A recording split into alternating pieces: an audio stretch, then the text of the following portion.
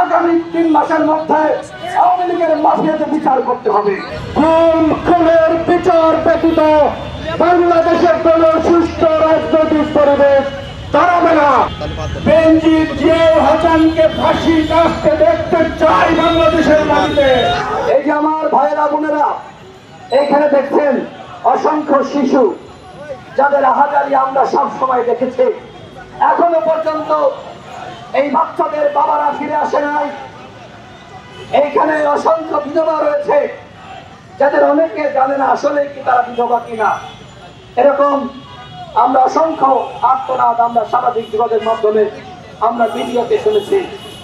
এই যে আমার মায়েরা আমার বোনেরা আজকে স্বামী হারাইছে, আজকে বাবা হারাইছে, কিন্তু বিচারটা কেন হচ্ছে না? এখানে টুটুল ভাই বক্তব্য রেখেছে যে আমরা সেনাবাহিনীর ওই সকল সদস্যদের বিচার চাই, বিজিএফ এর ওই সকল সদস্যদের বিচার চাই যারা গুম এবং খুনের সাথে জড়িত ছিল। পুলিশের যে সকল হারামিরা। ওয়ালটন আবারও মিলিনিয়ার অফারে ওয়ালটন ফ্রিজ কিনে আপনিও হয়ে যেতে পারেন মিলিয়নিয়ার। মিলিনিয়ার ছড়াছড়ি দেশ জুড়ে, এটা শুধু ওয়ালটনই পারে। এদেরকে পুলিশ বললে ভুল হবে, হারামি সন্ত্রাসী যারা গুম করেছে খুন করেছে তাদেরকে গ্রেফতার করতে হবে, বিচার করতে হবে। এবং সর্বশেষ এই গণঅভ্যুত্থানে আপনারা দেখেছেন 2000 শহীদ হয়েছে, এখনো পর্যন্ত কি র্যাব, বিজিবি এবং পুলিশের 2000 সদস্য গ্রেফতার হয়েছে? গ্রেফতার হয়নি। তার মানে পুলিশ যারা সরাসরি ছাত্র জনতার বুকে গুলি চালিয়েছে তাদেরকে গ্রেফতার করা হয়নি। আমি সরকারকে বলবো আগামী 3 মাসের মধ্যে আওয়ামী লীগের মাফিয়াদের বিচার করতে হবে।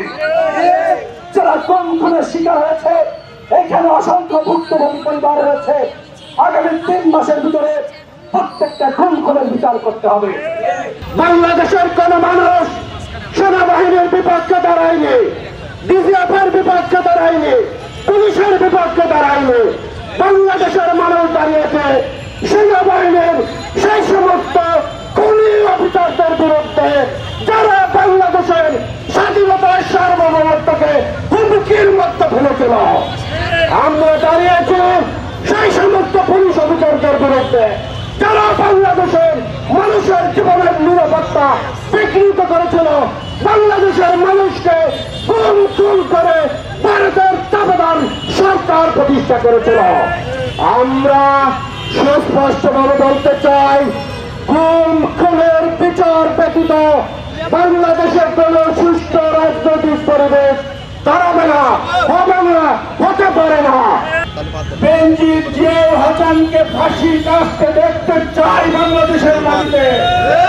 যারা আমার ভাইকে গুম করে রেখেছে, যারা আমার ভাইকে মাথায় বন্দুক থেকে গুলি করে রাজপথে ফেলে রেখেছে, তাদেরকে আমরা ফাঁসির মঞ্চে দেখতে চাই। আমাদের কিন্তু এই সময়টা আনন্দ করার সময় না, ফুর্তি করার সময় না, আমাদের কিন্তু বিচার করার সময়, এটা আপনারা মনে রাখবেন।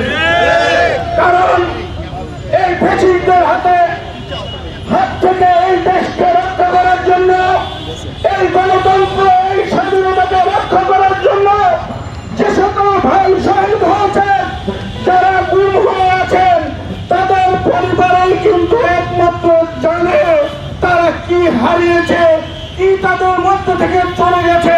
তাদের মনের ব্যথা কিন্তু আপনারা বোঝার করবেন না।